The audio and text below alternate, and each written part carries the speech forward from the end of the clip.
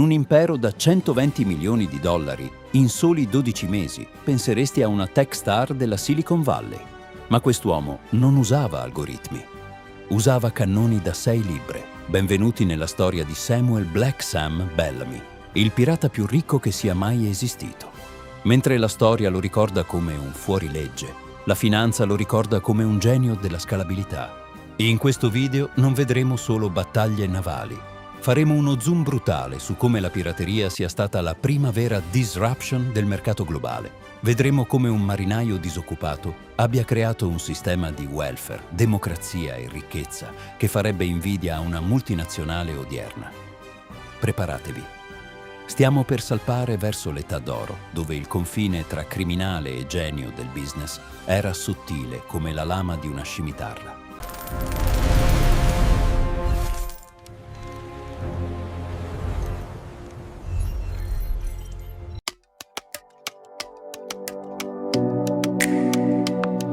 La pirateria non è nata nel 1700, è vecchia quanto il commercio. Per capire Bellamy dobbiamo capire che il mare è sempre stato un mercato non regolamentato. Nell'antica Roma i pirati cilici non erano solo ladri, erano un cartello che controllava il prezzo del grano.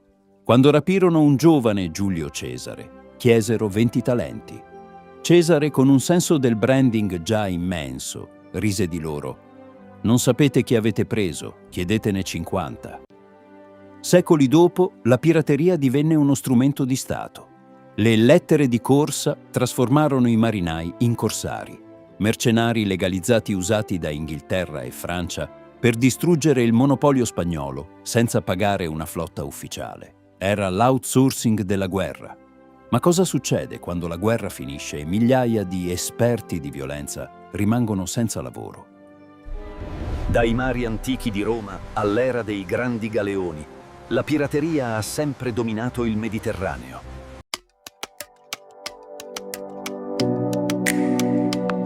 Il 1713 segna la fine della guerra di successione spagnola con il Trattato di Utrecht. Improvvisamente la pace scoppia in Europa. Per i governi è un bene, per i marinai è un disastro. Quasi 40.000 uomini vengono licenziati dalle marine militari. Il mercato del lavoro è saturo. Chi trova posto sui mercantili si scontra con una realtà brutale: paghe misere, cibo marcio e punizioni corporali atroci. Un marinaio onesto guadagnava l'equivalente di 20 euro al mese, rischiando di morire di scorbuto. In questo vuoto economico nasce l'età d'oro. La pirateria non fu una scelta morale, fu una scelta razionale. Era l'unico modo per un uomo qualunque di ottenere un contratto di lavoro equo. Muovetevi, più svelti con quei barili! Aiuto, è troppo pesante, sbrigati! Se questo video ti sta piacendo o ti è stato utile, ti invito a lasciare un like e ad iscriverti al canale attivando la campanellina. È un piccolo gesto che per me fa un'enorme differenza. E già che ci sei, fammi sapere la tua nei commenti qui sotto, leggo sempre tutto.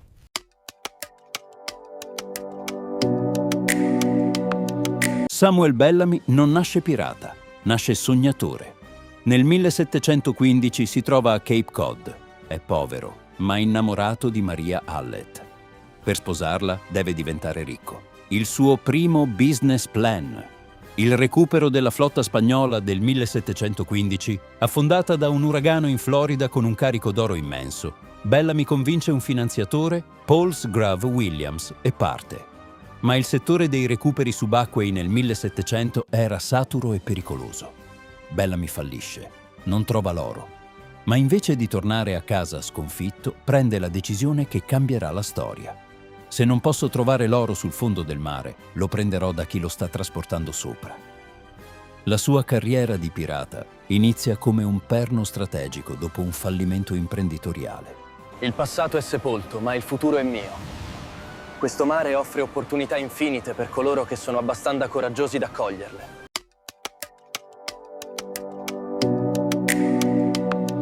Bellamy si unisce alla ciurma di Benjamin Hornigold, dove incontra un altro stagista di talento, Edward Teach, il futuro Barbanera.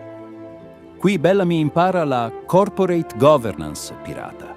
A differenza delle navi legali, dove il capitano era un dittatore, Le navi pirata erano democrazie radicali. Nel 1716 la ciurma di Hornigold si stanca del capitano perché si rifiuta di attaccare navi inglesi. Indicano un'elezione. Bellamy, con il suo carisma e la sua visione di principe libero, vince. Hornigold viene licenziato pacificamente. A soli 27 anni, Sam Bellamy è il CEO della sua flotta. Non possiamo fidarsi di questa rotta, capitano. È troppo pericolosa. Silenzio! La decisione spetta all'equipaggio.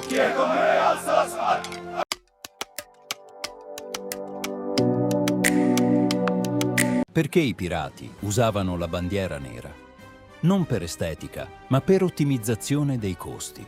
In un combattimento le munizioni costano, gli uomini muoiono, perdita di capitale umano, e la nave preda viene danneggiata, perdita di valore dell'asset.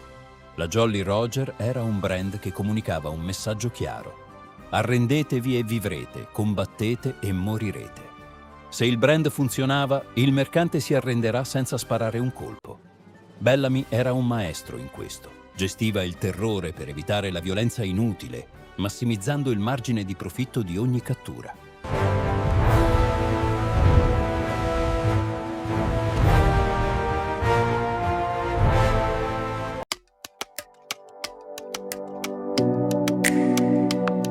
Ogni grande azienda ha il suo momento di svolta.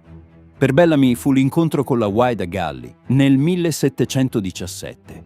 Era una nave negriera modernissima, velocissima e armata pesantemente.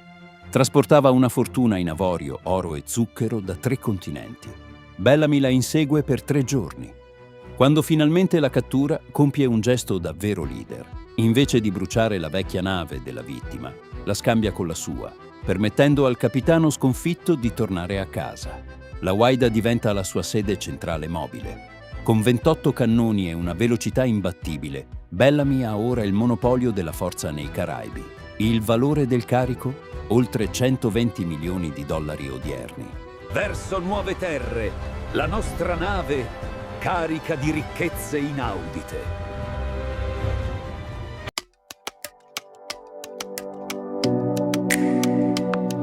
Facciamo uno zoom sui numeri. Su una nave pirata di Bellamy, la divisione del bottino era matematica. Il capitano e il quartiermastro, 2 quote. Gli ufficiali, 1,5 quote. I marinai semplici, 1 quota. Nessun CEO moderno accetterebbe di guadagnare solo il doppio del suo dipendente più basso. Inoltre, Bellamy istituì un fondo infortuni. Se perdevi un arto, ricevevi un indennizzo immediato in oro. Questo welfare aziendale creava una lealtà assoluta. Gli uomini di Bellamy non combattevano per paura, combattevano per l'interesse comune. Erano tutti azionisti della ditta. Marina militare 1700, paga media 10 sterline all'anno. Pirata 1700, paga media 400 sterline all'anno e bottino extra.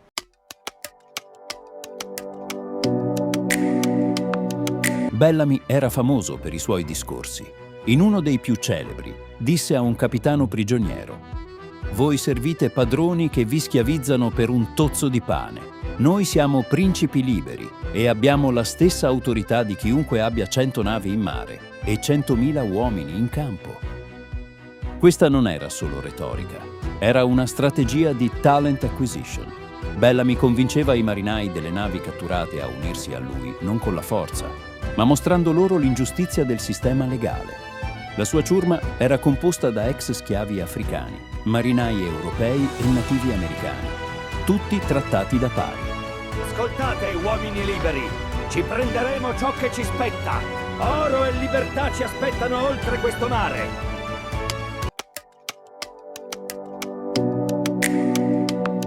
Aprile 1717. Bellamy è al culmine del potere. Sta tornando a Cape Cod, forse per riprendersi Maria Hallett e vivere come un re. Ma la natura non rispetta i business plan. Al largo della costa, la Whydah Galley incappa in una tempesta leggendaria. Con il carico troppo pesante e la nebbia fitta, la nave si schianta sui banchi di sabbia. Su 145 uomini ne sopravvivono solo 2. Samuel Bellamy, il pirata da 120 milioni di dollari, affonda con il suo tesoro a soli 28 anni. Il suo impero è durato meno di un anno, ma ha accumulato più ricchezza di quanto chiunque altro abbia mai fatto in una vita intera.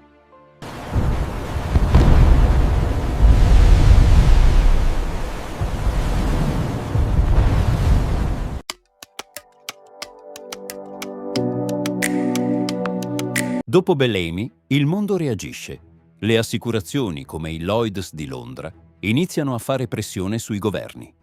La pirateria stava diventando troppo costosa per l'economia globale. L'Inghilterra invia la Royal Navy con un ordine chiaro: sterminio. Viene offerto il perdono reale a chi tradisce i compagni, rompendo la fiducia interna delle ciurme. Ma soprattutto cambia la tecnologia. Le navi da guerra diventano troppo veloci e potenti. Il modello di business del piccolo gruppo agile non può più competere con la potenza di fuoco di uno Stato centralizzato. La pirateria viene regolata fuori dal mercato. Per i crimini commessi in alto mare, questo tribunale vi condanna a morte.